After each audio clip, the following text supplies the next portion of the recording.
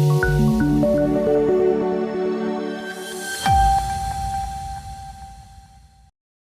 જિલ્લા કોંગ્રેસ સમિતિ દ્વારા મોડાસામાં સંવિધાન બચાવ રેલીનું આયોજન। રેલીની શરૂઆત મોડાસા નવા બસ સ્ટેશન ખાતેથી થઈ હતી, જ્યાં કાર્યકર્તાઓએ ડોક્ટર બાબા સાહેબ આંબેડકરની પ્રતિમાને પુષ્પાંજલિ અર્પણ કરી હતી। જય બાપુ, જય ભીમ અને જય સંવિધાનના નારા સાથે નીકળેલી આ રેલી દરમિયાન કોંગ્રેસના કાર્યકર્તાઓએ રાહદારીઓ, દુકાનદારો અને શાકભાજી વિક્રેતાઓને સંવિધાન બચાવવાના સંદેશ સાથેની પત્રિકાઓનું વિતરણ કર્યું હતું। કોંગ્રેસના નેતાઓએ કેન્દ્રીય ગૃહમંત્રીના બાબા સાહેબ આંબેડકર અંગેના નિવેદન, ગાંધીજીની વિરાસત પર હુમલો, વિપક્ષી સંવિધાનની પજવણી, શિક્ષણ પર હુમલો અને ભાજપ શાસનમાં વધતી અસમાનતા જેવા મુદ્દા ઉઠાવ્યા હતા અને તેમણે આક્ષેપ કર્યો હતો કે બાબા સાહેબ આંબેડકરે આપેલા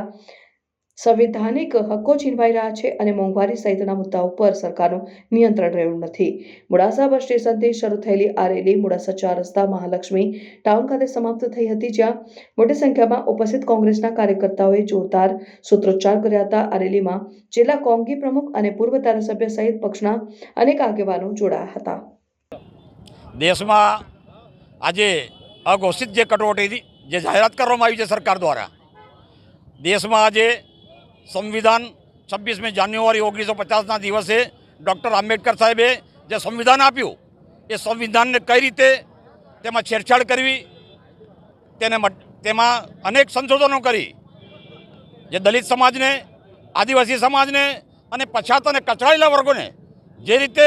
એમાં અધિકારો આપવામાં આવ્યા છે, વિશેષ અધિકારો પર હનન કરવું અને કોઈપણ સંજોગોમાં આ દેશમાં જે મોંઘવારીએ માજા મૂકી છે, જે બેરોજગારી સંપૂર્ણ ઘટી ગઈ છે,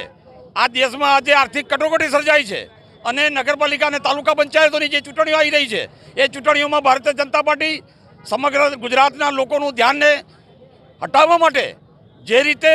અલગ અલગ કાયદાઓ પ્રસ્થાપિત કરવા માટેના જે પ્રયત્નો કરી રહી છે, જેવી રીતે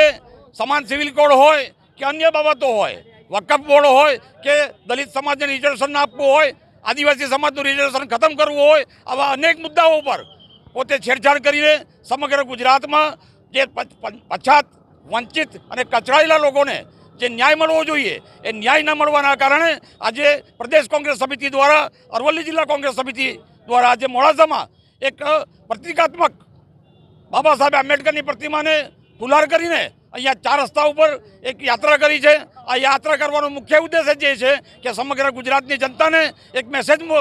મળે કે આ દેશમાં જે ભારતીય જનતા પાર્ટી જે રીતે સંવિધાન સાથે છેડછાડ કરે છે, તેની સામે પ્રચલિત અવાજ ઉભો કરવા માટે આજે અમે અહીંયા યાત્રા અને રેલીનું આયોજન કર્યું છે। સમગ્ર દેશની અંદર કોંગ્રેસ પાર્ટી દ્વારા દરેક જિલ્લા, પ્રદેશમાં અને તાલુકા મથક ઉપર જે પ્રમાણે આજે લોકશાહીની હત્યા થઈ રહી છે, તે બાબતને લઈને અને સંવિધાન જ્યારે આ ભારતીય જનતા પાર્ટીના શાસકોની અંદર જ્યારે ખતરામાં મુકાઈ ગયું હોય, એ પરિસ્થિતિનું જ્યારે દેશની અંદર નિર્માણ થયું છે, ત્યારે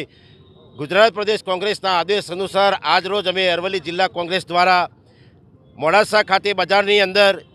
જે સંવિધાન બચાવો, દેશ બચાવો, જય બાપુ, જય ભીમ, જય સંવિધાનના નારા સાથે સમગ્ર કાર્યકરો સાથે આજે સંવિધાન બચાવવા માટે અને લોકજાગૃતિ માટે મોડાસા બજારની અંદર પત્રિકાનું વિતરણ કર્યું। સમય અને સંજોગો પ્રમાણે જોઈ રહ્યા છે, જ્યારે આ દેશની અંદર લોકશાહી ખતમ થતી હોય તેમ જ્યારે આ સ્થાનિક સ્વરાજ્યની ચૂંટણીઓ અત્યારે ચાલી રહી છે, નગરપાલિકાની ચૂંટણીઓ ચાલી રહી છે, એ દરમિયાન તમે જોશો કે ભારતીય જનતા પાર્ટી પોતાના ઉમેદવારોને બિનહરીફ કરવા માટે કોંગ્રેસ પાર્ટીના ઉમેદવારોનું ધાક, ધમકી, જોર જબરજસ્તી, લોભ, લાલચ, શ્યામદાનની નીતિ અપનાવી અને ફોર્મો રદ કરવા, ફોર્મો પાછા ખેંચાવા, જાણે કે